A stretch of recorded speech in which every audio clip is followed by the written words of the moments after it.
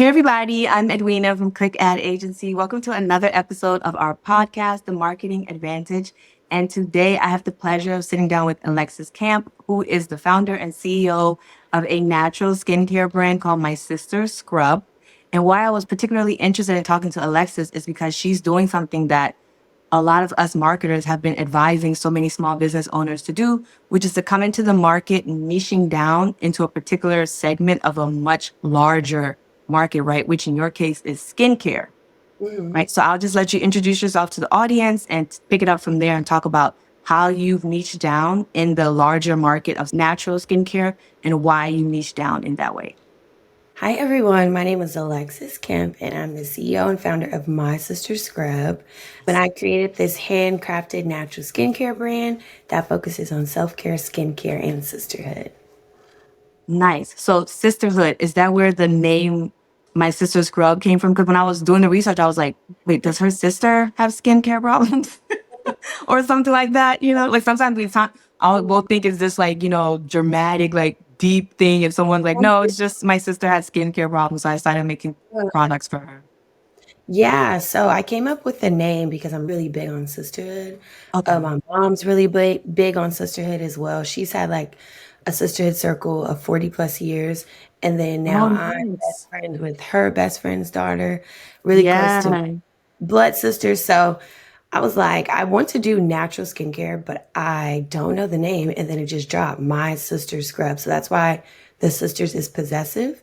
So every product, whether it's a scrub or like a body oil or facial serum, it has a sisterly related name or their initials on the bottom, and it's inspired after that sister. Oh, I noticed that a lot of your products are named after women. Those are real women in your life. Huh? My sisters. Ah, what, like biological sisters or sisters in your sisterhood? Both. Okay. Oh, that's interesting. Yeah. Amazing. So again, speaking about niching down, so you create mostly skin scrubs. I hmm noticed for a lot of your messaging and positioning, right, talks about it seems like people with skin conditions. hmm So what was the motivation behind that? I would say, like as you mentioned, like niching down. I think when it comes to just building a brand, as far as like skincare, since there's so much skincare, Hmm. people want to know, like, okay, why your brand? Why My Sister Scrub? And after like researching and of course, the longevity of the brand since I started in Hmm. 2018, you never know what your brand is going to do. So once it started like targeting the acne, eczema, psoriasis, and then my sister Alexandria, she has really bad rheumatoid arthritis and Okay. flare-ups, so that her products are more turmeric based. So like as I realized what products were doing what, it's like, okay, this is my brand. Like this is helping women with those specific skin conditions. And it's very hard to find products that target those skin conditions as well. Yes, that's what, like I said, I was really keen on talking to you because I was like, this is really interesting what she's doing.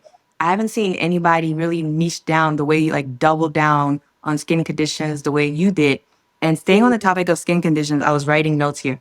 So you mentioned turmeric for the rheumatoid arthritis, right? Which I know because my aunt has RA. So I'm familiar that helps like with blood circulation and so forth. Are there any other special ingredients in your products that help to alleviate the symptoms that come with some of the other skin conditions like eczema or psoriasis? Mhm. Yes, of course. So we have like raw honey inside of it, and raw honey is very great. Of course, for like hyperpigmentation, it's a natural skin brightening agent. But as far Mhm. as like eczema, psoriasis flare up, it's a great soothing agent. So it really soothes the skin. So yeah, that's a really good ingredients that we have within those specific products targeted towards those specific skin conditions because not all of them will be beneficial towards those conditions. Okay, well, I think that's really good. Like, let me go on in a different direction. So, Mhm. with your positioning, like with whatever marketing you're doing, how are you communicating to people that you have? Like, what is your strategy to communicate to your target audience that your products specifically serve them? Because the good thing about niching down typically is that it allows companies to simplify their messaging. Like if I know Mhm. I'm only talking to this group of people, then I know I should know exactly what to say. So how do you say exactly what to say to the girls who are your girls?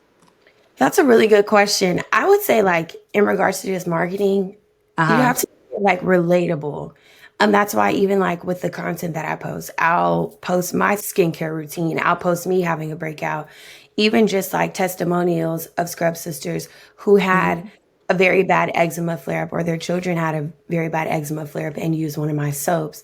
Just that aspect of it and just making it credible and trustworthy. Over the years, I've been able to gain that credibility in that area. And then if you see like, oh wow, it helped for another sister, just like skincare, it's like trial and error, you know? So Mhm. just like that helped for another skincare sister. That's what I call my customers. Customers. Yeah. Um, so you'll try it for yourself, and then if it works for you, it's like it's a big circle of life. And so just making it relatable, like I've been there and I use this, so you should try it too. And if it doesn't work for you, I understand, but it will. Exactly. So do you put those in reels and then like just push the reels out through Facebook and Instagram? Those Yeah, types of that type of content? yeah, and then literally word of mouth. I just did an Mm. event yesterday. It was a really big event. Well, Saturday, and a lot of people followed me on Instagram, and that was their time to like running up to my table. I need the turmeric soap. I seen on Instagram that your turmeric soap helps with acne and hyperpigmentation, and I need it. Like I didn't even have to give my spill. Hey, this is handcrafted skincare. No, I need the turmeric soap and I need the turmeric scrub because I see you've been posting out helps with this, and I really need it. And so those were sold very quickly. Oh, well, it's always good when people come to you already knowing what they want to buy or that they want to work with you. In my case, it's like I literally don't have to say anything. At all. It's amazing when that because they've already bought into it. So they're just like, what's your price or how can I get it? So staying Mhm, on the topic of the products, because you've mentioned handcrafted a lot. mhm, And I was looking through your content. I did see some pieces of content with you cooking and mixing things up, but not a mhm. lot. So I'm like, are you making all of these products at home or somewhere by yourself? Yes, I am. And that's why it's not a lot of content centered around it because it's like making it, I be trying to get it done. Exactly. And so I'll be like, oh, let me record this. But no, it's all handcrafted. So I make them. I formulated the ingredients and I make everything. So when you say you formulated the ingredient, does that mean you came up with the recipe? Yes. Oh, wow. Like Carol's daughter. Period. Exactly that. Oh, okay. Kudos to you. So I know from behind the scenes that you have a full-time job. I don't know whether you're a mom or anything like that, No. but not yet. Okay. Bless your heart. We could have a side conversation. Well, you're a teacher, so you already know how much Yeah, work it is with kids. And for sure. something particular like segment of content that's been really of interest to me lately is people, entrepreneurs, and manage it all. Like Mhm, having a full-time job. You have a big friend circle, sister circle. You're in here cooking things from scratch for people's bodies, trying to save their skin.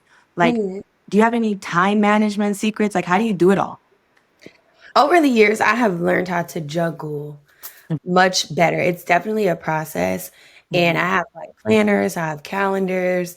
I'm really like a to-do list type of person. Me I'm like, too. I'm going to I'll set a put take a shower on the list just so literally. I don't So forget. like I'll even have to set a timer. Like when I get home, I'll be like, hey, set a timer for an hour and 30 minutes. This is how long I'm going to make scrubs or fulfill orders because Mhm.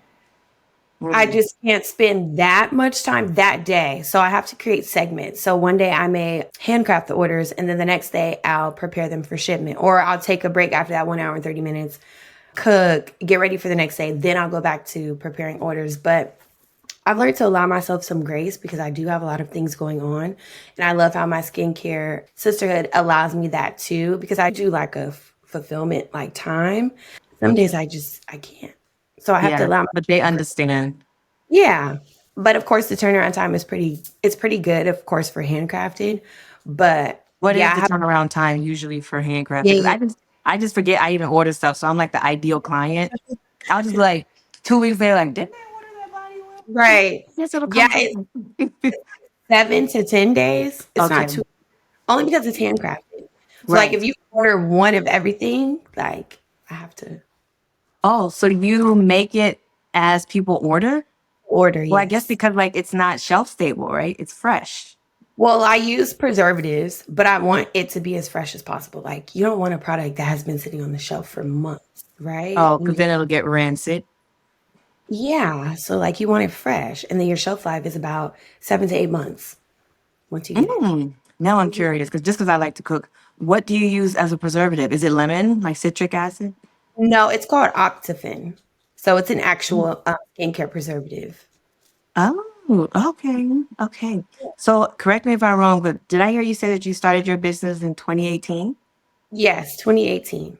So your business is 6 years old. It's about to be December 15th. Oh, okay. Well, happy early birthday. Thank you. So you're welcome. I'm sure this is like one of the main questions everybody always wants to know. Is the business profitable? Yes, it's profitable. How did you achieve that? And at what point did you become profitable? I would say within the first 3 years, I was just like, oh, you get a scrub, you get a scrub. Let's sell Giving the away for scrub. free?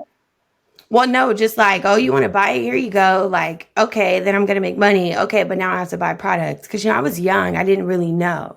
So, like, I was in my undergrad. And so I didn't really know like profit margin and things like You were that. young. Oh my gosh. Okay. Yeah. Yeah.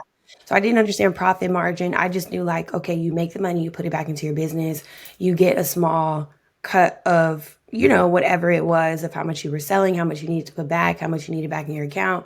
And then you would just buy stuff and replenish. But then I was realizing like, okay, I'm not really making any money because I have to Mhm. like go buy stuff. So what am Buy I? more ingredients. Yeah. And so like the money I did give myself, but now I have to go to the store and now I have to order jars. So it really wasn't making sense. And then my uncle who is a business mogul and my aunt business mogul as well, they have franchises, and I was Mhm. like, okay, here's my numbers, what's going on? And he was just like, your profit margin is wrong. So You're how not much? charging enough Yeah, so he's like, how much does it cost you for sugar, oil? And so I'm giving him lists. He's like, no, in one. How much does it cost you in per one? You have to unit. Yeah. that per unit. How much does it cost for a label per unit? The jar, the lid, the time it took you to start. Like you have to think of all of that to make it profitable. And so once I sat down and did that, it became much Mhm. more profitable after year 3. So now it's been sustainable and profitable. Wow. Okay, so skincare is one of those niches because a lot of times, like when I create content, like and we're DMing girls or women, they're always like, "I don't know what I should start. I don't know what I should start." And I always tell them that skincare, from what I know, I've never tried it, is one of those niches, kind of almost like candle making, that is Mhm. usually low cost to get into. Uh-huh. So I don't know if you remember because it's been a while. Like, do you know how much money you were able to start with initially? I honestly didn't start with anything. I just went for it out of my personal account, I would say. A few $100. Then of course my parents were very supportive because I was still living with them as well. So I would say a few $100 starting off for skincare. It's perfect because it just depends on like what route. Like I know with skincare, are you trying to go organic? Are you trying to go natural? So that makes a difference within your ingredients as well and the price point. How did you do research to find your ingredients? I had a lot of people within my family that did skincare, like estheticians, things like that. We had a lot Mm. with that. You And so sound I like you did, come from a big family. yeah, I do. A lot of networking and like connection and Mhm. sisterhood, literally. Mhm. So my mom's like, hey, Lex is trying to do skincare. She has this formula. And like some estheticians were like, no, those two ingredients together clog pores. So I'll Mhm. tell her a different route. I tell her to get a carrier oil. So I had to Mhm. research the carrier oils, the oils that you could add but has to be diluted. And I just searched what goes good with this type of grain, what type of grain this is. So it took a lot of time on Google, Mhm. YouTube, seeing what's the best benefit in the long term for longevity to actually see results. So research, which is something I always stress because a lot of people don't. It's weird. It's like they want to be in business, they want to make money, but they don't want to read, they don't want to do research. You can't skip that part. In fact, that part never stops. Yeah. You could be in No, business 20 years and you're either researching or you're paying people to research for you. no, for sure. So, I mean, you're really lucky to have those types of resources at your disposal. Mhm. Obviously, your aunt and uncle, thank God, were able to step Mhm. in and help you in that way. But a lot of people who look like us, right, like the brown and the black people, we don't have those types of resources. Like usually, if you're, trying to be an entrepreneur, you're like the first one in your family who's trying to do it. And Yeah. so, how do you think your journey would have been different had you not had an aunt and an uncle who were willing to help you, who also knew a lot about entrepreneurship? I would say it would have definitely looked different in that sense, but at the Mm-hmm. same time, I'm like very huge on like, okay, here's a problem, and now we have to find a solution. And so I would have had to take time to like research that and look into like different resources after the fact and individuals that could help me because I know it could be very difficult, like as Black owned business owners, like to seek the resources that we need to get our businesses off the ground. But even in me resourcing, like my hometown, we ended up having a lot of more resources for starting your business tips 101, power pitch competitions that will What do you mean, help like you. at the SBA? My hometown, where I'm from, Bakersfield, California, they have You're a in lot. California, right? Yeah. Yeah, they have a lot just within my city and just Mm. Just helping. online, like free resources. Yeah, and even in person, because I Mm. also participated in a power pitch competition that helped me in so many different ways and actually won that competition, a grant for my business. So there's a lot of things Nice. that are there, but we don't know that's there until we sit down and like take the time and research and Your look for them. research. Yeah, so it's very important. Like, oh wow, there's money here, there's money here, but we have to have our numbers right. We have to have our Mhm. paperwork and things like that. Right. But if you're pitching, you have to be able to explain to them the Hmm. current status of your business. Yes, Something This is experience. something that my partner John and I have a course I just put together that I'm pushing out right now. But I personally feel one of the most valuable modules in that course is a module that's titled How Much Your Product Really Costs. Because Hmm. we found when we would work with entrepreneurs at the agency, whether they were like sophisticated people, I mean, these are like corporate women and so on, like, running departments and stuff. And then we would ask them, how much does that product, like, what are your margins on this product? And you're selling $10,000, $20,000 worth of it every month. And they're like, I don't know. And I'm like, and the reason why we want to know is that if we're running ads for you, we want to know how much you can afford to pay per purchase, per Yeah. unit, and still be profitable. That's Hmm. why you have to know your numbers. And a lot of people don't know their numbers, to your point, and then they'll do a lot of volume. And then at the end of the month, it's like $2,000 in their business account. And they're just Yeah. like, where did all the money go? That's why I Mm. tell people, like, you can't compare your business to any other business or let, when people post these numbers like, oh, we did 20,000 or $1 million in revenues, like, those are all numbers. What's most important is like what's coming to the bottom line, For right? sure. That's the Hmm. most important. So you're really lucky, again, like I said, to have all these resources, both in your family and in your community. But to your point, like it wasn't like these resources fell in your lap. You had to Yeah. take the initiative and do the research. And then also, so let's just pivot a little bit and talk about marketing. Hmm. We'll start with brand awareness. How do you drive brand awareness for your business?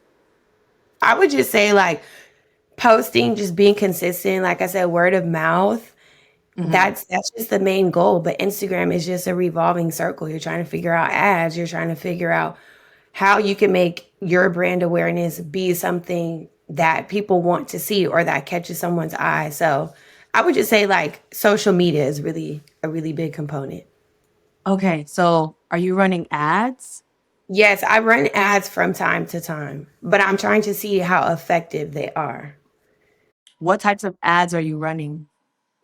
So I just do like the, what is it called? Like boost post. Visibility ads. What, to bring people to your profile? Yeah, to bring them to my profile. Okay, and how does that work for you? It works, but I'm trying to see like the effectiveness of it really. Like knuckling down on like buckling down on which ones to do that for or creating that specific content to boost that post. Like it has to be like an eye catcher, that type of thing. It can't just be any post. That's what I'm learning too. No, no, of course not. You have Yeah. to test. Like Really. you have to test everything. Like at the agency, that's what we do. You don't. A lot of Yeah. people make that mistake where they'll just be like, "Oh, this is cute," or "This looks interesting," and then Yeah. they boost. So yeah, you are right. You have to find the right piece of content to boost. Mhm. And in order to determine which one is the right piece of content, you have to track the KPI or the key performance indicators. Like, you know Mhm. how Meta gives you on the back end, like how many people viewed, how many followers you got from this boost, those types of things. That's typically how you're going to find out which one is the most effective, is to track the results. And the one Yeah, that gives you profile visits at the cheapest price is usually the one that we go with. exactly. Yeah, So when no, you that do that, do you get do you feel like you get enough profile visits and or followers like for your money spent? yeah, sometimes, but like I said, like I'm figuring out which ones to like boost so that Mhm. it is as effective to get those followers profile visits. But lately I have been getting a lot of followers and profile visits from those. So, Yeah. So you're boosting what at like 10, $20 per day? yes. Okay. And now for marketing to drive sales. Mhm. How do you drive sales? Or are you just focusing on brand awareness? I would say my brand awareness is helping me draw sales. Marketing, I would say since we're in like the seasonal era, like a Mhm. fall and things like that, the marketing, those specific products, as well as like my classic, I call them my classic products, but Right. marketing the fall and just giving the fall vibes, that's producing sale as well because everyone loves a good vibe, a good aesthetic. So like if Mhm. you offer them that or like they're able to visualize that, which is why like lately I've been kind of doing like a vlog feel or like here's how you can set up your day for me time to exfoliate with your fall scrub or your fall skincare. So I would Mhm. just say like the marketing content and as I mentioned earlier, making it relatable, that's Mhm. driving sales. Like, and then even my story post, like, okay, sis, so here's the tea. This pecan butter, you need it and you need it today. Like they love it like when it's relatable and here's Mhm. why. So just being like interaction, providing interaction even within my Mhm. story rather than just my page, that pushes sales as well. So they're like, oh, the pecan butter, swipe up, like, okay, I need it, heading to the website now. So that helps me as well. Just talking to them. I notice my skincare sisters, they love when you talk to them and Mhm. the different products. So when you post stories, you just add the link to the product page in the story. Yeah. And then to build interaction, I'll do the swipe bar. Mhm. Swipe here if you want a 15% off code to shop today. And they'll Mhm. swipe and I'll just DM the code and then they'll head over to the website. So it makes it fun. Oh, okay. Yeah, that's Yeah. interesting. People we've spoken to in like consultations, and even some people we've worked with, a lot of people are so focused on sales. They're like, I want Mhm. sales, I want sales. And I'm like, yeah, sales are great, but they're a byproduct. Like sales are Yeah. the end result The end of result. all this other stuff that has to come in between. And for clients, well, we don't even take clients anymore with like a tiny budget, but 2, 3 years ago, we were open to that a little bit more. But I always Mhm. tell someone like if you have $1,000 or less budget, right, Mhm. per month, it almost doesn't make sense for you to try to run ads looking for sales, Mhm. right? It's better to just spend all that money on brand awareness, Yep. just constantly bringing people to your profile. Because if you're doing all the stuff that you mentioned, like being interactive, posting engaging content, Mhm. posting, pretty content, informational content, those people will buy Yeah. for the No, most for sure. part. A lot of people, they just want to focus on sales. And it's like, A, sales are super expensive. And B, Mhm. I mean, sales ads. And B, and then most of y'all don't even know your numbers. So you don't even know if you're Yeah. really making money. And C, you still have to do a lot of stuff before you can make sales. Gone are the days, thanks to iOS 14, where you could just run a cold ad and Literally. sell a product. And then people will be like, oh, this is great. I'll add to cart. The only companies I see doing that are those Chinese companies, like the Alibaba companies, where they're just Mhm. you selling one product, right? Yeah. And you have a really catchy, like TikTok style video, tons of engagement, which is usually fake. And the ad looks really good. And then you add to cart, and it's like this low ticket item, like 50, Yeah. $60, like a bunion pad. Or I bought this like makeup brush one time that was supposed to give you like this airbrush finish. It was like 25 Mhm. bucks, right? Some Mhm. purchases that you're not going to think about and you're never going to shop from them again, Never. right? They're not looking to build a brand. They're just trying to sell a whole bunch of products at once. Mhm. But in order to do that, you need to have a huge marketing budget and a lot of inventory, which most small businesses don't. And like we said, it's not effective if you're trying to build a brand. You need Yeah. to do all the things that you're talking about instead of just looking for sales. Like Mhm. ideally, you should start a business and for the first year, not even be looking for sales. Just be like, grinding, researching, learning, optimizing from feedback from your audience, and then just building that audience. Like that, the number of followers, collecting emails, driving traffic to your website so that you're building up your warm audiences, like the, website audience, IG audience. So I know I did notice on your website, you have your fall collection and then you Mhm. have like your classic, which is like, which I think is really smart Because sometimes Mhm. I'll talk to people and they're like, oh, I want to be exclusive and just have like exclusive collections. Like, good luck with that because that is a lot of work. I've talked to business owners who do that a lot in the fashion space. There's like, oh, Mhm. I have a drop. And it's like, yeah, if you're Amazon, if you're Hanifa and Yeah. stuff like that, you can do that. But if you're a one woman show or, two-person show, it's very difficult to constantly have to create new collections. You need to Mhm. have at least a staple, like something that you can sell year round, what I call evergreen product or a peacock Mhm. product. 12 months out of the year, people can buy that, right? Yes. So, Mhm. how do you go about, I guess, prioritizing the sale of your classic items versus the collections? And I'm saying that because, like, some people who run ads, they will, let's say, use ad budget to sell their products and then just do instant email and text marketing, right? And then social media to push out the collections. Yeah, I would say I do it opposite. So I'll Oh, use the ad budget to push out the seasonal and okay. then do the email marketing and texting for the classic. Because one thing about the classic, it's a must have. And I look at the seasonal as Like if it's optional. optional, like if it's your vibe, not everybody likes fall. A lot of people are more into Christmas because Christmas is more of a gift giving season. They'll just buy it even if they don't like it because they make good stocking stuffers, or I'll give this to my friend. She loves skincare. But one thing about just the classic, if something works for you, it works for you. You have to have it 12 months a year. So and then it's like what's understood, we don't even have to talk about it. So if you don't like fall and I just ran an ad budget for $100 this week and you went on the website and all you purchased was classic scrubs, I get it, sis. And we're good because you need those products in your life and that's in your skincare routine. So you need the classics. As far as fall, like you said, it's more so optional. And so I would say it's a good balance within the season because I do fall, I do winter, Mhm. and then I do spring, which is my birthday's in the spring. So I make it a CEO's collection and then we do Oh, summer. I So saw that. Your birthday is April, right? yes. And so you get four different fun collections throughout the year and then you have your classic. So it's a good balance, but I make it a point to where like don't forget the classics. So I may do like advertisement with the classic and then the fall scrub. But a lot of people just like what they like and I love that Mhm. for them. Okay, well, that's interesting. Like you said, it's the inverse of what I think Yeah. most people do. But staying on the topic of products, do you have a best-selling product? Yes, my best-selling product is my facial serum and Alexander's turmeric soap. And what percentage of your monthly revenue come from those two products? I would say about 60 to 70. So it's a turmeric scrub, a turmeric soap, and then my facial serum. Those are the top three.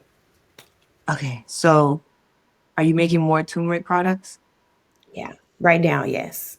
I think because a lot of other brands are talking about turmeric, right? It's one of the all of a sudden, I think over the past like 2 years, like turmeric just took over. I think before it was Yeah. honey. Everyone was like honey or even Literally. goat's milk in the natural skincare product space.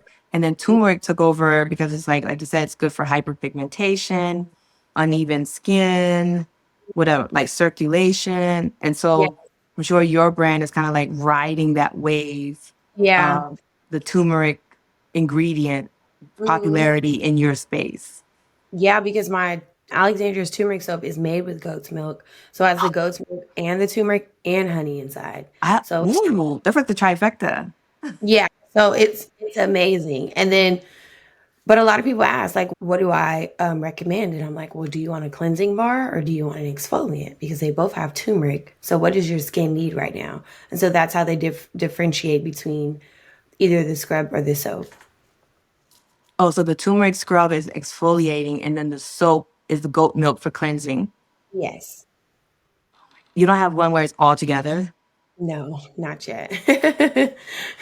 I'll have to go to your website after this interview because I Yeah. love turmeric. I'm actually a goat milk freak. Goats are one of my favorite animals, and I only drink goat milk.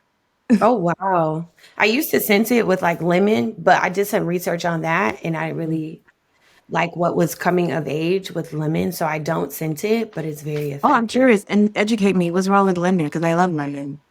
It says over time, it was like linked to like, skin issues or like could lead to like skin cancer or something. Lemon? Yeah, like lemon, Natural lemon, the essential oils? like the essential oil, like on your skin. But And you're so, using like small drops, right? In a yeah, big. but that just, it freaked me out. It freaked me out. So when I Okay. do scent it, it's very light because I love lemon essential oil, but Mhm. I use this platform because I'm in the Amazon Black Business Accelerator program as well. Okay. And we had, like, we ran our products through like a database and stuff. Mhm. And the red flag was like lemon, like Oh, FYI, future. Yeah. that's interesting. Okay, so you have three best-selling products, two of which have turmeric as the main ingredient. Of Mhm. course, you're not asking me to give you business advice, but if I were your business consultant, I would be like, girl, why do you not have like 10 products in this range? I Right? know. Even thinking like to add, yeah, you're right. 70% of your revenue, that's crazy. You could probably be selling like a lot more if you just sold more of what people are buying. No, literally. Even my event on Saturday, like my turmeric, it sold out within like the first 30 minutes. And my best friend was like, why didn't you make more turmeric soap? And I'm like, well, I wanted to try like my oatmeal and Other pumpkin. things. And she was like, Lex, Oh my what you God. So have you seen my profile recently? Yes, I Where have. I talk about the Peacock product and the Peacock Yeah. product marketing strategy, which is sell more of what's selling. A lot of Lit- business owners do exactly what you just said, where it's like, you know what your best selling product is. You're selling a lot of it, but you're like, oh, but I just want people to try these other things I too. just wanted to try it. I know, It but helped. you can make little samples and put them in there. Or you could make like 20% of your ingredient budget go to those other things. But if people really want to just buy turmeric and goat milk and exfoliator and cleansing, girl, I would rebrand. It'll be my sister's scrub, turmeric, Turmeric and goat edition. milk. Yeah. It would be like, I would just have like 15 products just around turmeric. Yeah, and I think too at the event it did help because I do have a website and online eco store. So the website's 35% off for your inconvenience. So a lot of people they were just ordering. So I have a lot of soaps to get out today. So how So many that orders would you say you get per month? I honestly don't know. I haven't Are you looked. using Shopify? Yes, I use Shopify, but I haven't looked recently. Life has No, I'm saying been on average, is it like 100, 200, 300, I would say between 2 and 3. 2 and 100? 3. Yes. Okay, so that means you're probably doing at least 10K a month or more Yes. in revenue. Average. It just depends on what the price point of the sales are.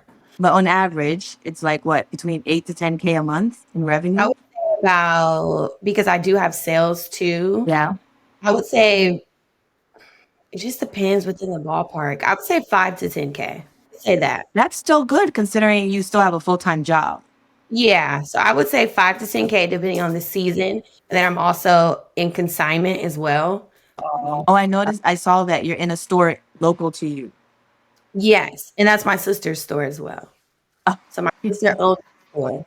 So it's very fun driving people in there, and then she drives into my website if I run out of stock. So all in all, it just depends on the month. Like sometimes it could be up, sometimes it could be down, yeah. but But that's still really good for someone who's as young as you are and you're not even doing it full time. Do you know yeah, what your profitability rate is?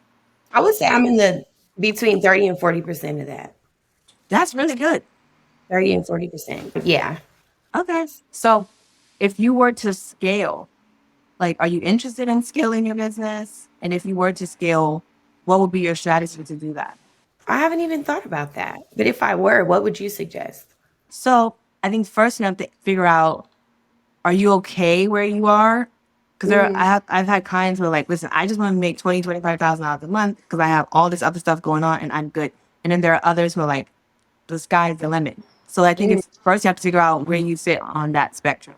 I would say, like, of course, I would want more. So I guess, yeah. But if I get too caught up on that aspect, like, it'll take away from the other aspect. Like, if I get so consumed with like more and more, I'll forget, like I'll veer away from like the overall brand or brand awareness of my brand. So I would say, like, just pushing in the sense of like content marketing and stuff to get more. So yeah, I Mhm. guess you would say, yeah, So it sounds scaling like it. you want to grow your brand as big as it can be. The good thing with getting more is that you get more resources and then you can hire even just one Yeah. extra set of hands can make the world of difference. So Mhm. then if with that being the case, what I would tell you is like I would double down on selling more of what's already like what's selling the best for you, which is this turmeric product. I am a big believer in bundles, right? It's a great way to increase your average order value. And people like me who have like analysis paralysis, if I come to a website and there's like when I went to your website, I was like, Mhm. I don't know if I'm undiagnosed ADD or Mhm. what. No, I'm serious because my partner, John, he just got diagnosed a year ago and Mhm. now he's taking Ritalin and he's like, oh my God, it has changed my life. And Oh, he's 30. wow. So it's like, if it's too much, I just become like overstimulated and so I always tell people we're in the skin care or like body care business. I'm like, create Mhm. bundles for people like me who I don't have to think about it too much. I could just be like, I can shop by main ingredient. Like in your case, like if I love Yeah. goat milk, I could have a bundle. You could have the individual goat milk products, but then if I want to, I could buy like all 5 or 6 of them and try Mhm. them at my own pace. Same thing with the turmeric or the honey. So I would Mhm. definitely say if I were you, I would create a turmeric bundle. Well, first of all, I would expand my turmeric collection. Mhm. Like now you mentioned 2 products, right? That are Mhm. turmeric based. I would expand that to like as much as I can, as much as it makes sense to. Like you don't want to have like turmeric with lavender, turmeric with Right. whatever, like random stuff. Like it should make sense. And if it only needs 2 or 3 more products, then that's what it is. But I will expand that collection. And when I put as far as the product that I will promote, for any type Mhm. of paid marketing, it would be my best selling product. Just because I Right. know it's like money behind that, that's what's most likely to sell. So it wouldn't Mhm. make that doesn't make sense for you to create content like paid like content that you're gonna boost in your case, Right. showcase any other product other than the one that you know 99% of people want to buy. And so No, if exactly. I would create different types of reels where I'm talking about my turmeric products or showing me using them, showing them making them, showing me making them, whatever it is, but just everything centered around this product. And then, like you said, boost them all out, test to see which one gives me the most amount of profile visits at the cheapest price. And then Mhm. just once I find that winning creative, just let that go for 10, $20 a day and just let it run. Almost like, you know how Instagram gives you that option, like until I pause it, Yeah. so that it can further optimize and optimize. And that's how it's scale. Because you already know if you bring someone to your store based on what you just said, 60 to 70% of your monthly revenue, they're more than likely, statistically speaking, going to buy a turmeric product. So it No, doesn't for make sure. sense for you to market anything else, and it doesn't make sense for you to expand any other type of product. As far Yeah. as like product development or recipe collection, you can have those passion projects, but those are the Mhm. ones I would promote through non-paid or non-expensive routes, like the emails and the texts and in person in your sister store or in the markets, right? Mhm. And through text marketing, or of course through like social media where you're posting on your stories and things like that, Exactly. right? Because I always say you want to put your money behind the product that's most likely to get you not only a return, but a return quickly, Yeah. No, that right? makes a lot of sense for sure. Yeah. So that means push out what you know people are most likely to buy so that they'll buy it and they'll buy it quickly and then you can get your money back quickly. Mhm. To buy all those ingredients, and then you just keep flipping and flipping. Yep, that the what we call I call the peacock marketing strategy, and it's so like common sense. But when I talk to people, they're Mhm. like, "I never thought about it." But once you think about it logically, it makes so much sense, and that's the strategy that we employ here at the agency. Because most of the clients we work with are people who have some money, but they don't have like $20,000 a month for ads, right? Yeah. Or for inventory. So we really do have to be strategic and intentional with like every dollar that we spend. Okay, so my last question, because we're coming up on an hour now. Speaking of growth, like what is your growth strategy for 2025? For like the next 2 years? It sounds crazy to say that. As far as growth, like you were mentioning, like just with the marketing and just scaling, I would say that would be very helpful. Just continuing to scale my business, running those ads, continuing word of mouth. As far as markets, I'm like for them, but not for them. I don't know. It's like a lot of investment in like time and money. Wait, And so which I've been markets? like the in-person markets. Oh, no, I thought you said you were going there. No, I had one. I had one. Oh, you don't like it? No, I'm kind of like 50-50. They take a lot of time like preparing the product, setting up, taking the product, and then you don't know what you're going to get because these people have no idea who you are. And I 100% recommend doing everything online. exactly. And that's what I try to do. But at the same time, I think like showing my face and taking that market as like, okay, you may not get sales this market that you want to get, but people will now know who you are and your brand. Give out samples, give out business cards, and make it a marketing thing. But it's like there's so many different platforms and databases that you could do that in the comfort of your own home. I'm like 50-50 as to like using that to grow my business just to get, like the concept of word of mouth at the market. But yeah, just pushing the brand growth. Like we said, like brand awareness is huge. You capitalize off that, the sales will come, and not just focusing on scale sales, like just letting people know who you are about your brand, what your brand specializes in. And I think like me emphasizing and capitalizing off that will allow my business to continue to grow and remain profitable. Amazing. Well, I really enjoyed that conversation. I did too. It was great. It was great. Yeah, I'm glad we connecting and I'm glad we're following one another. And I'm so Yeah. happy. I'm a little bit older than you.